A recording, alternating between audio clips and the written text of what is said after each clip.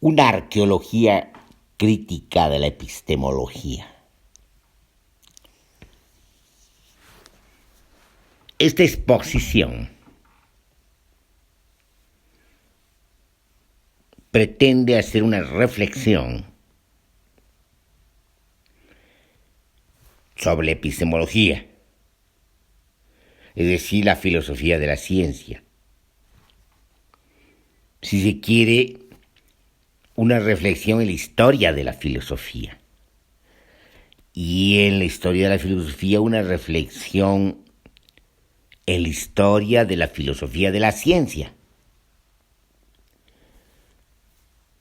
¿A qué se ha llamado filosofía de la ciencia? Se ha llamado filosofía de la ciencia al estudio de la ciencia, que coloca la ciencia como objeto de estudio.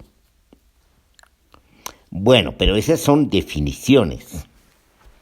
En términos concretos nos estamos refiriendo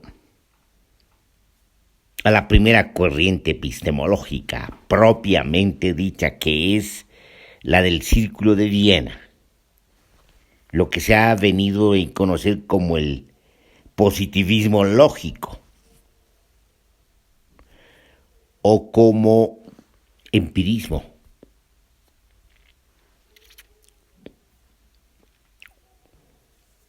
Estamos hablando de una asociación de científicos, fundamentalmente físicos y matemáticos, que se dan la tarea de hacer una reflexión sobre la condición de la ciencia. Ya esto llaman filosofía de la ciencia. Bueno, hay varias connotaciones de lo que están haciendo. Una histórica, que tiene que ver con el contexto ideológico, político de la segunda década y tercera década del siglo XX, que podemos llamar de la crisis civilizatoria y de la crisis de valores, que se da después de haber vivido una suerte de certeza y de seguridad en la certeza de lo que se llamó la cultura occidental, altamente racionalista. Pero de lo que estamos hablando fundamentalmente es una manera de entender o de nombrar la civilización moderna, en términos más precisos desde la perspectiva de la crítica de la economía política y sus consecuencias y ampliaciones. Estamos hablando del sistema mundo capitalista, sistema mundo moderno,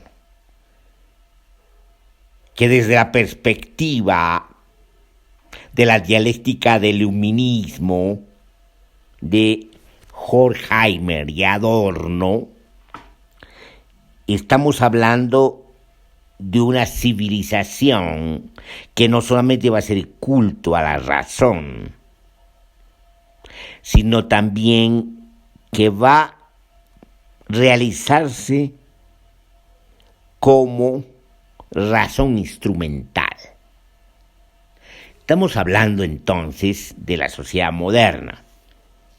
Bueno, la sociedad moderna no solamente tiene una filosofía racionalista que comienza con Descartes,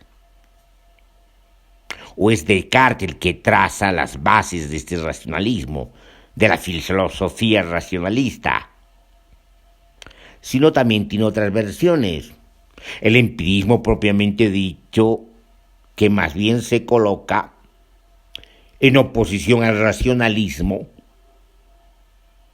puesto que considera que el racionalismo es idealista, en tanto que el empirismo se reclama como, si ustedes quieren, para usar un término conocido, materialista, es decir, que se basa en la experiencia.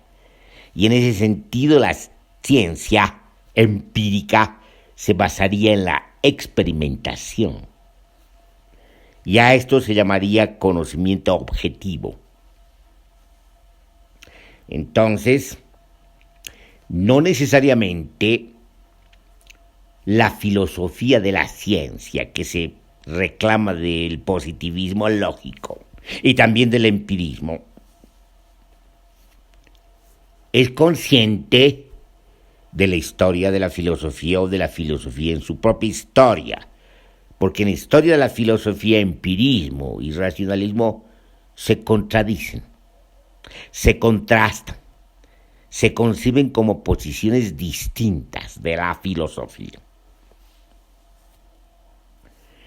En cambio, cuando hablamos de estos científicos que se asocian, y obviamente tienen una disposición más bien crítica, si no es indiferente a la filosofía, y se proponen, a diferencia de la filosofía clásica, tradicional o la filosofía moderna conocida, se proponen hacer filosofía, pero para ellos hacer filosofía es reflexionar sobre los alcances de la ciencia. A partir de las connotaciones del Círculo de Viena o de estas reflexiones de científicos sobre la filosofía de la ciencia o reflexiones sobre la ciencia desde lo que ellos conciben como filosofía, vamos a evaluar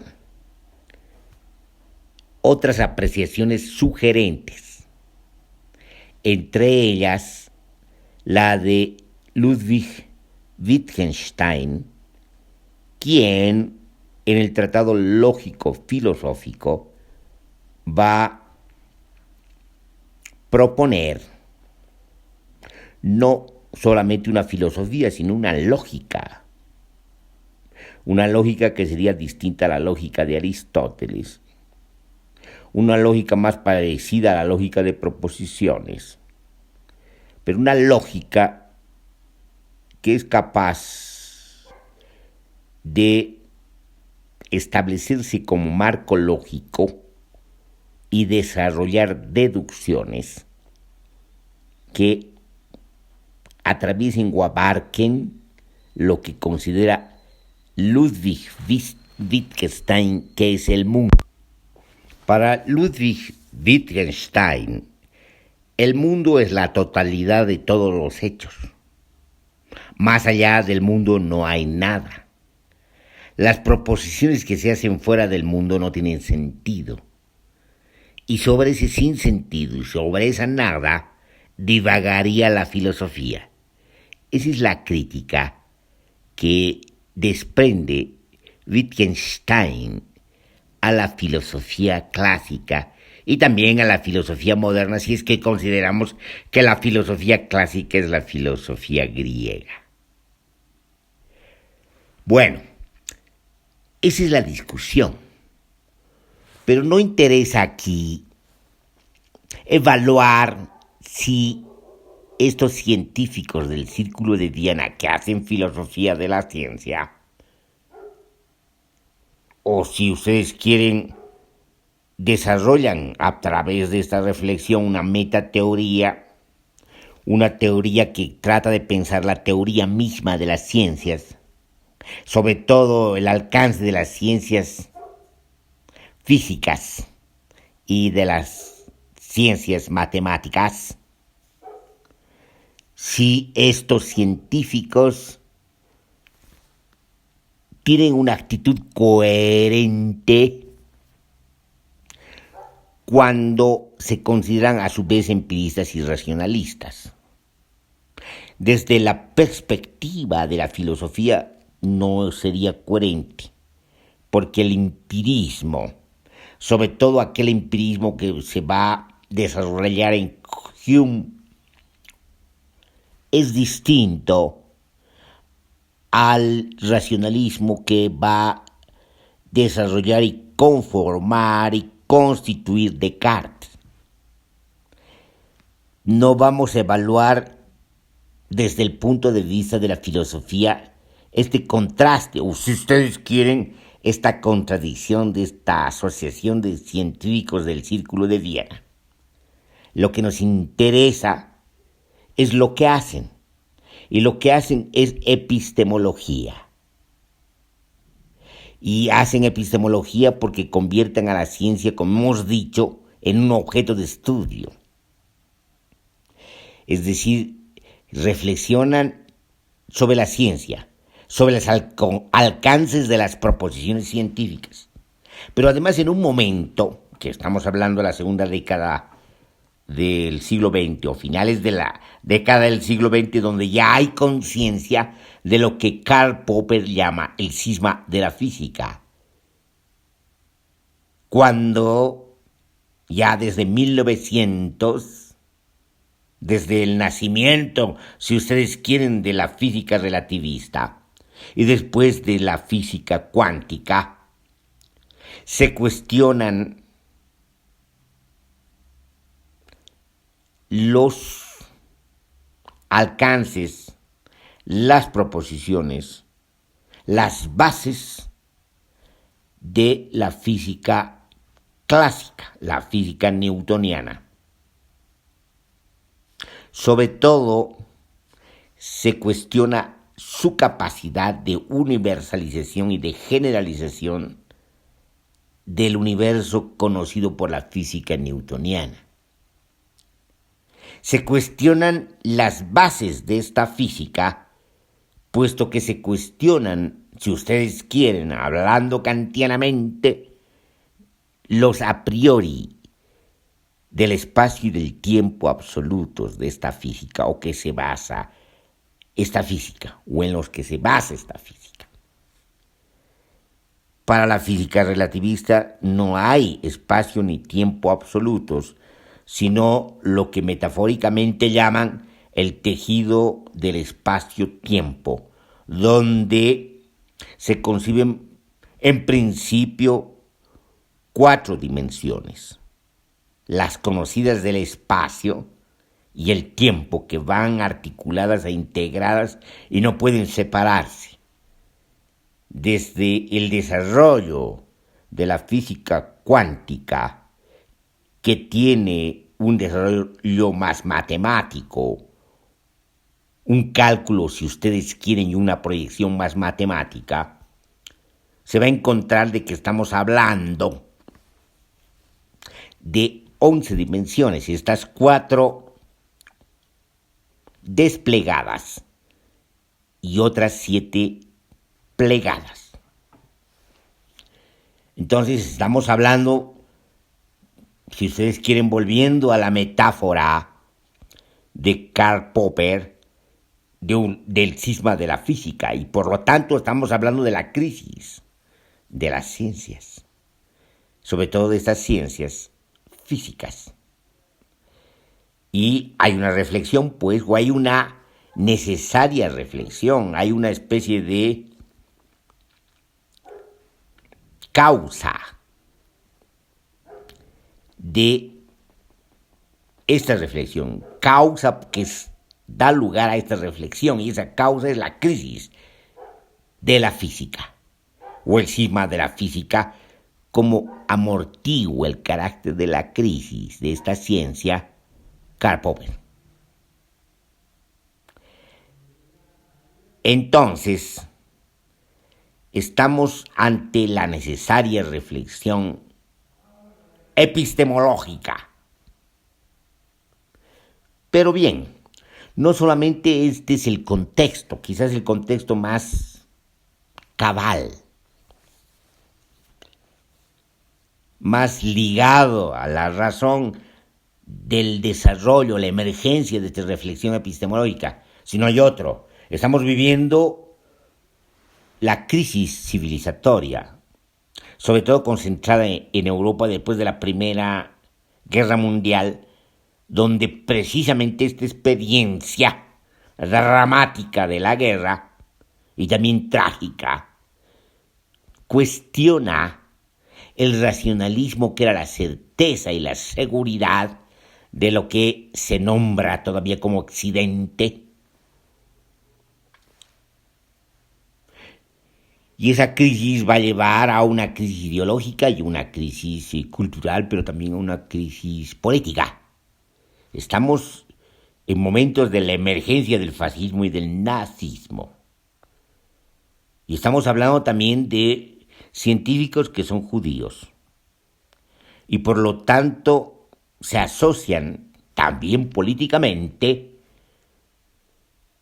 para defender la ciencia, el conocimiento científico, frente a un conocimiento que consideran oscurantista, que es este conocimiento ideológico político del fascismo y del nazismo, que no solamente corresponden al conservadurismo recalcitrante heredado, sino a una especie de mezcla entre distintas versiones del conservadurismo recalcitrante, pero también a prejuicios populares, sobre todo de clases medias, asustadas ante la falta de porvenir en plena crisis social y económica. Y en ese sentido, estamos asistiendo precisamente a la emergencia y al nacimiento de estas ideologías que tienen a su vez un carácter conservador, recalcitrante y prejuicios de carácter popular sobre determinados estratos sociales o poblaciones señaladas como culpables, por ejemplo, los judíos. Aunque esto está arraigado en las tradiciones prejuiciosas de poblaciones no judías en Europa y en Asia, que descargan sus miedos y sus terrores sobre las poblaciones judías o otras minorías. Entonces estamos asistiendo a una mezcolanza, a un caldo de cultivo que va a llevar a esa actitud poco reflexiva, altamente prejuiciosa, pero también altamente demagógica y discursiva, que los del Círculo de Viena llaman oscurantismo y que se va a conocer como fascismo y nazismo. Entonces, estamos ante la necesidad de hacer una defensa de la ciencia, pero también una defensa de la razón, de la ciencia en sentido del conocimiento empírico y de la razón en el sentido de los alcances explicativos científicos de la ciencia. A esto se ha llamado el positivismo lógico. Entonces, estamos ante la primera corriente epistemológica propiamente dicha, consciente de lo que están haciendo, epistemología. Después de ella, vamos a encontrar distintas pretensiones de continuidad epistemológica, pero también vamos a encontrar distintas consecuencias de las reflexiones críticas del Círculo de Viena. Hemos nombrado algunas más tardías, posteriores, la de Ludwig Wittgenstein, que no necesariamente podemos considerarlo partidario del positivismo lógico y del empirismo, pero desarrolla a partir precisamente de estas premisas que dejan como referente los positivistas lógicos y los del Círculo de Viena, y estas reflexiones van a llevar a un libro realmente brillante, por lo tanto desde el punto de vista de sus proposiciones y desde el punto de vista de lo que podemos llamar los desplazamientos de la lógica en la historia de la lógica. Vamos a conocer como el Tratado Lógico Filosófico, aunque después ya en reflexiones filosóficas como consecuencia misma de ese tratado y alejándose de lo que se propone en ese tratado, Wittgenstein va a desarrollar ya otras reflexiones filosóficas que tienen un carácter más bien lingüístico.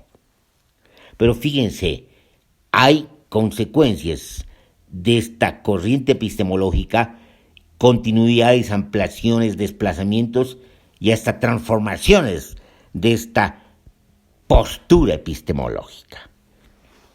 Por ejemplo, a pesar de que muchos lo consideran partidario del positivismo lógico y por lo tanto del método científico que es considerado fundamentalmente método inductivo, Karl Popper va a considerarse como más bien deductivista, aunque lógico y empirista, y va a tratar de contrastarse contra el inductivismo o las consecuencias inductivistas del método científico y va a proponer un método básicamente deductivo.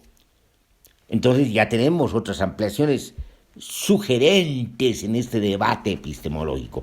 Karl Popper no sale del debate epistemológico, aunque digamos se coloca en otra etapa distinta, más contemporánea, y puede además hacer una evaluación de toda la discusión de lo que pasó con el Círculo de Viena, de lo que pasó con el método científico, y además va a responder a otras visiones de la historia de la ciencia que no necesariamente son del positivismo lógico, sino que hacen historia en el sentido de los historiadores, en el sentido de la historia de las ideas, van a hacer historia de la ciencia.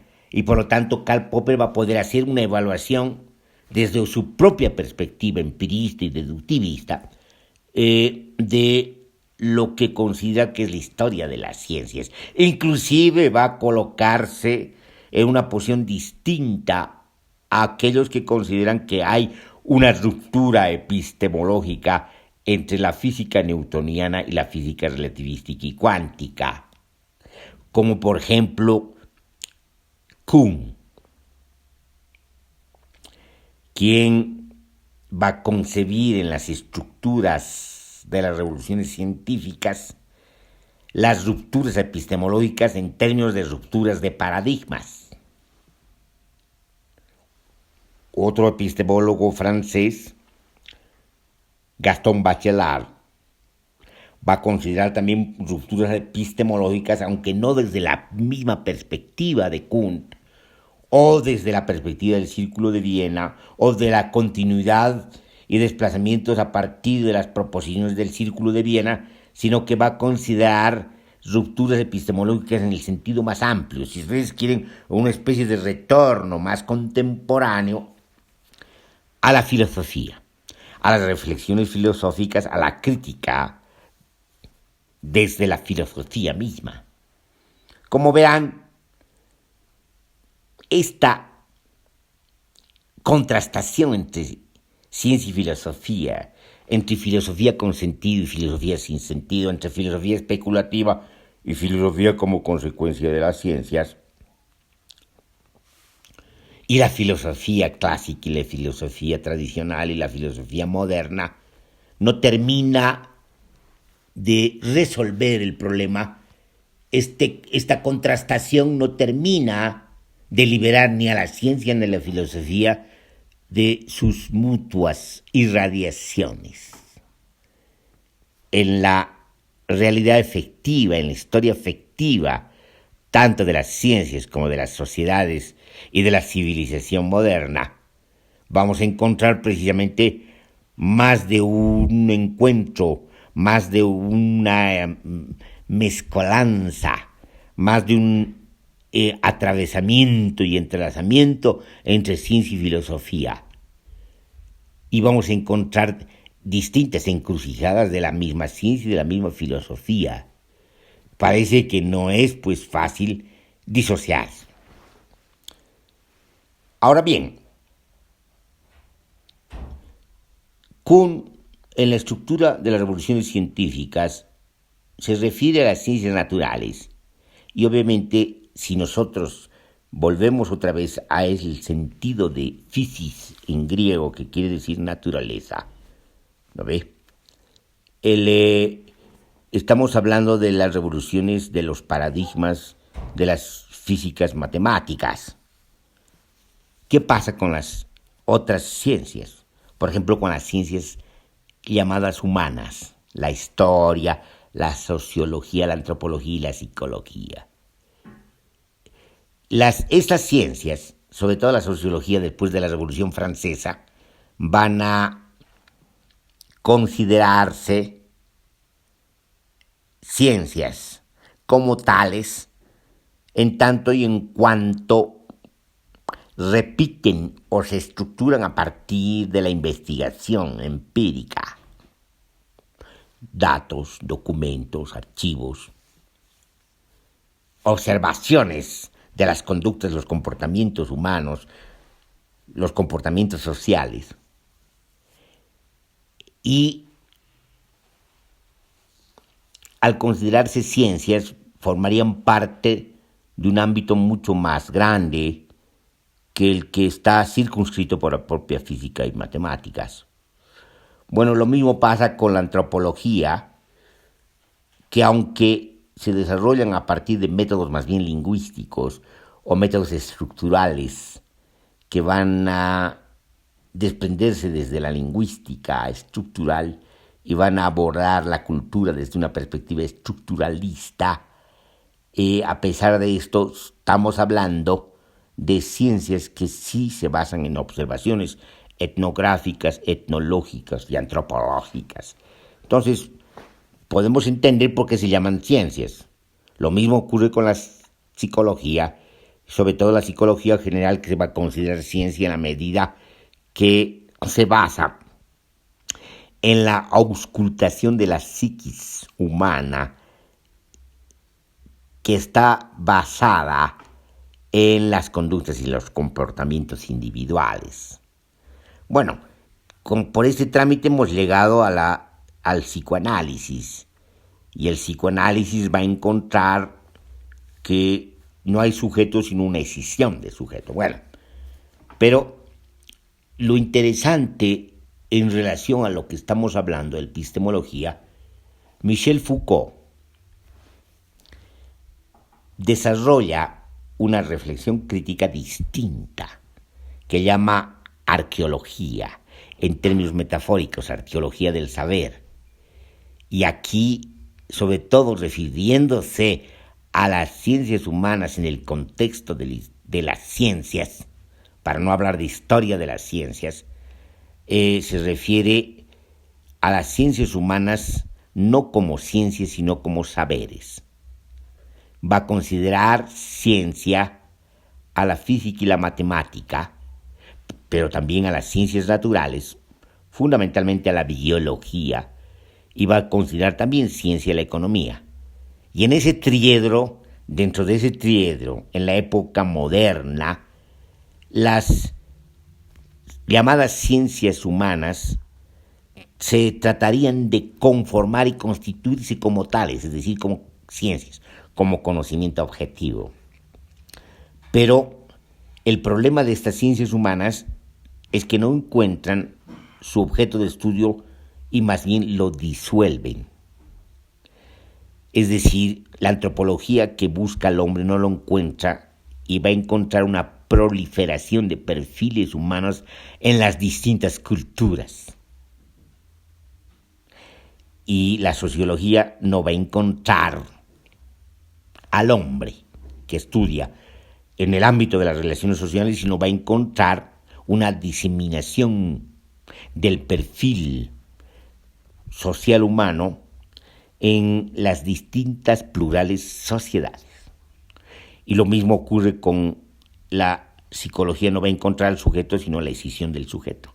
Y por eso, más bien las ciencias humanas lo que nos muestran es la crisis de la epísteme moderna, cuyo zócalo está en la física y matemáticas y la configuración de las ciencias en este triedro que hemos nombrado, y lo inconcluso y lo no alcanzado, lo irremediablemente no alcanzado, no logrado como ciencia, estaría en las ciencias humanas. Entonces, asistiríamos pues ya a la crisis de esta epísteme.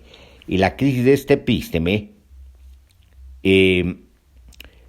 se sitúa de manera clara iluminadora en la última frase de Las palabras y las cosas de Michel Foucault, que tanto espanto y escozor ha causado. Dice, haciendo paráfrasis a Nietzsche, que después de la muerte de Dios continúa la muerte del hombre. Bueno, pero aquí, ¿dónde apuntamos? Apuntamos a que después de esta crisis, nuestra proposición, nuestra lectura, muy parecida a la de Gilles Deleuze, dice que estamos asistiendo a la emergencia y nacimiento de otra epísteme, que Deleuze considera de otra manera. Si bien para Deleuze es consecuente decir y hablar de la muerte del hombre porque no hay el hombre universal, hay ser humano, y estaríamos asistiendo a una correspondencia entre fuerzas y ser humano. El ser humano se articularía a estas fuerzas del mundo de una manera distinta que lo habría hecho en la época moderna, y por lo tanto asistiríamos a una transformación epistemológica. Nosotros, en cambio, decimos de que la epísteme moderna no estaría suficientemente consciente de lo que está ocurriendo con el cisma de la física, y todavía se habría basado en la vieja física y la correlación que tiene con las matemáticas, y este zócalo que está basado en la física clásica no habría culminado sino hasta la crisis misma de la epísteme moderna, que recientemente estamos viviendo las consecuencias epistemológicas, para decirlo plenamente, de la física relativista y la física cuántica, de este trastocamiento profundo del espacio y del tiempo absolutos, de esta comprensión integral del espacio y tiempo, de esta comprensión integral y compleja de las 11 dimensiones en las que se mueve el espacio-tiempo, y por lo tanto en las que se mueven las múltiples dimensiones integrales del universo y del multiverso. En ese sentido, estaríamos asistiendo a la construcción de otra epísteme que llamamos epísteme compleja, cuyas fuentes tienen que ver con el desarrollo posterior, por ejemplo, de la teoría de sistemas, y sobre todo de la evolución de la teoría de sistemas desde la visión cibernética y maquínica a una visión más biológica, a la teoría de sistemas autopoieticos, pero ligadas de manera complementaria. La teoría de sistemas autopoietica, que es una teoría compleja que se asume como una teoría compleja y de la complejidad, precisamente asumiendo las consecuencias del espacio-tiempo, del tejido del espacio-tiempo, las consecuencias filosóficas de la física relativista y la física cuántica. Hay otras teorías que también viven esas consecuencias, las teorías que hemos llamado nómadas, que están expresadas en Foucault, en Deleuze, en Godard